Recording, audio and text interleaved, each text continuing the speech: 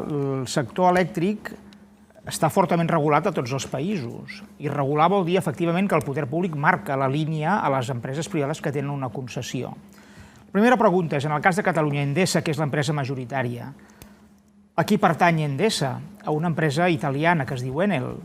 I la pregunta que ens podríem fer és si en els últims anys els beneficis d'Endesa s'han repatriat en excés cap a Itàlia, en detriment de les inversions en reforçar la xarxa o en centrals de magatzem hidroelèctriques reversibles per acumular els excedents de les renovables.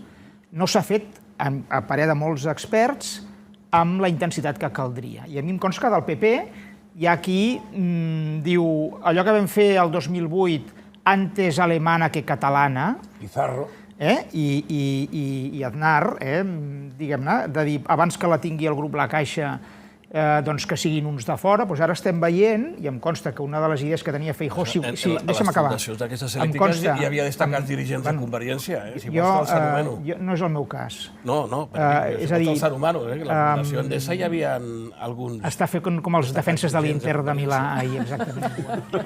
Tallar la pilota. Sí.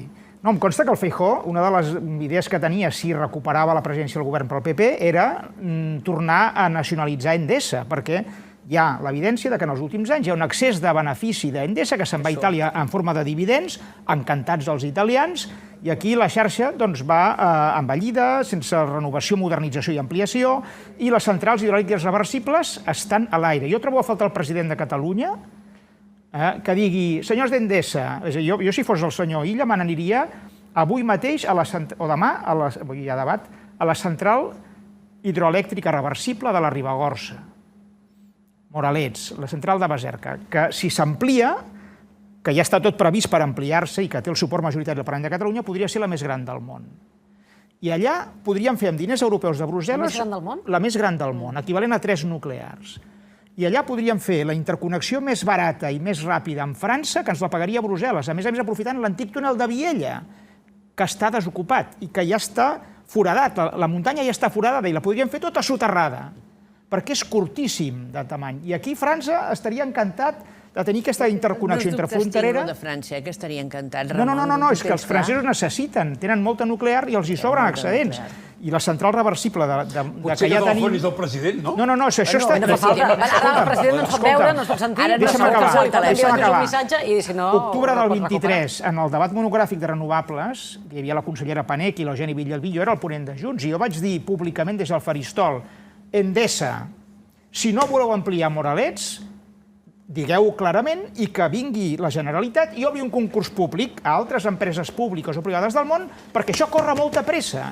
I tothom va estar d'acord i va votar a favor d'això. I llavors la pregunta és per què han passat 3 anys i ara que ens hem trobat una gran apagada, i aquesta apagada arriba a passar el mes de juliol i triguem 4 o 5 dies a recuperar... Han passat 3 anys, acaba... No ho sé, perquè el govern que hi havia abans, jo li deia al president Aragonès, jo he fet uns llibres de renovables, agafa'ls i ves per Catalunya explicant això, que està tot votat per 120 diputats d'aquí. Què et deia el president Aragonès? Parlava d'altres coses.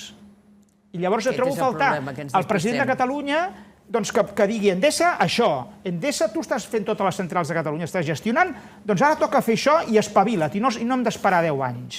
S'ha de fer ja, perquè Catalunya va ser líder fa 100 anys en hidroelèctrica a Europa, i ara anem a la cua. La diagnosi de futur és, hem d'insistir en reforçar la xarxa de distribució. Per tant, això vol dir que l'energia a Espanya és més barata perquè hi ha molta renovable, fotovoltaica i eòlica, però aquesta complexitat fa que haguem de reforçar les inversions en la xarxa de distribució perquè aquestes oscil·lacions no provoquin futures apagades. Després també cal reforçar els magatzems d'energia renovable, i per això parlàvem de les centrals hidroelèctriques reversibles, i finalment també incrementar les connexions interfrontereres amb França. I això faria el sistema més segur i més robust a l'hora d'importar i exportar energia.